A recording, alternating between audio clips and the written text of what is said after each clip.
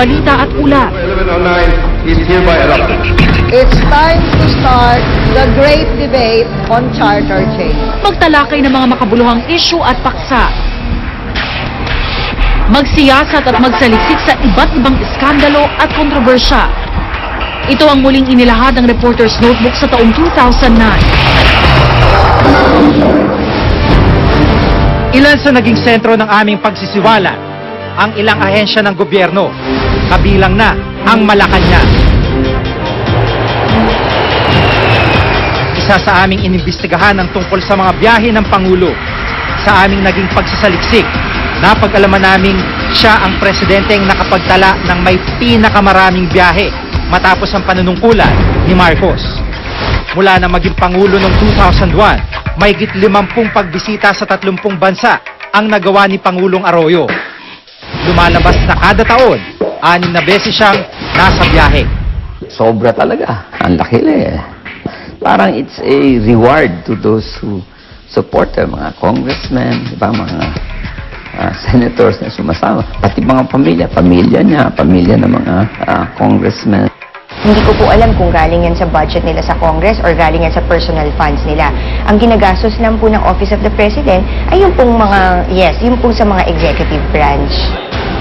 Sa pamamagitan ng Administrative Order 103 noong 2004, ipinag-utos ng Pangulo ang pagsuspinde ng pagbiyahe sa ibang bansa kung hindi talaga kailangan bilang bahagi ng pagtitipid ng gobyerno.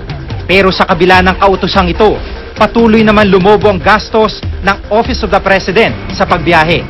Mula mahigit 71 milyong piso noong 2002, tumaas ng 125 milyong piso noong 2003, 156 na milyong piso noong 2004, 210 milyong piso noong 2005, 482 milyong piso noong 2006, hanggang lumobo na mahigit 600 milyong piso noong 2007 ang pondong ginastos para sa biyahe ng Pangulo.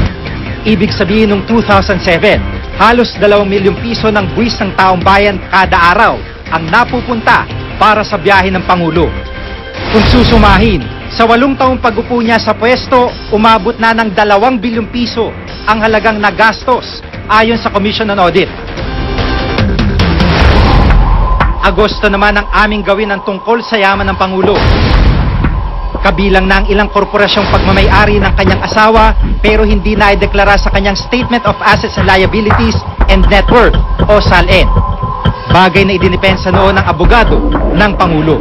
Requirement ng SALN is i-declare mo yung acquisition value, acquisition cost ng whatever property, At whether bumaba o tumaas yung valor ng specific stock na yun, i-reflect mo pa rin at acquisition value.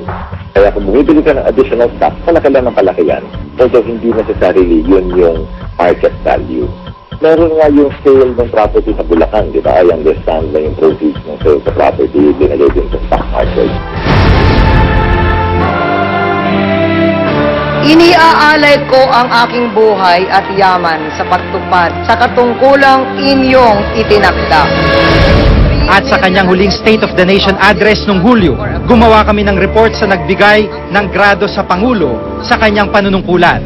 Base sa kanyang 10-point agenda na binigyang grado ng iba't ibang eksperto, pumasa ang Pangulo, pero pasang-awa lamang ito. Ang mababang kapulungan hindi rin nakaligtas sa aming pag-uusisa. Noong Mayo, sa kainitan ng pag-iinit ng ulo ng ilang mambabatas sa kawalan ng sesyon, ginawa namin ang istorya ng The Congressman is Out.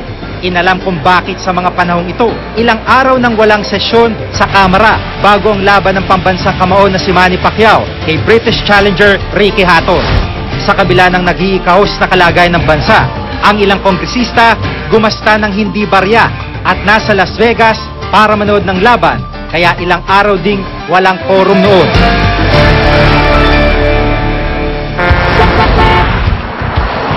Siniyasat din namin ang ilang ahensya ng gobyerno at inalam kung naipatutupad ng maayos ang kanilang mandato, kabilang na ang tamang paggamit ng nakalaang pondo. Itinuturing ang Pilipinas sa isa sa may pinakadelikadong kalye sa buong mundo, pero hindi lamang ang mga walang disiplinang driver ang dapat sisihin.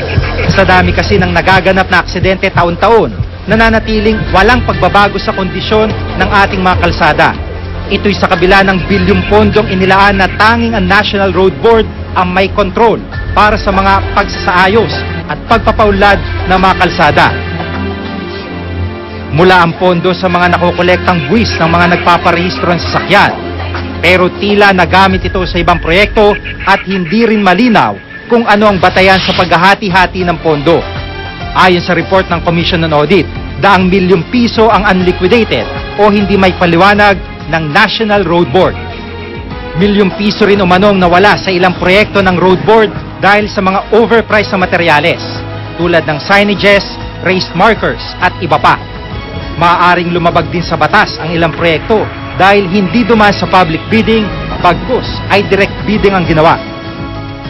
Sa kabila ng bilyong-bilyong pisong gastusin, nananatiling hindi konkreto o asfalto ang halos 80% ng mga daan sa bansa.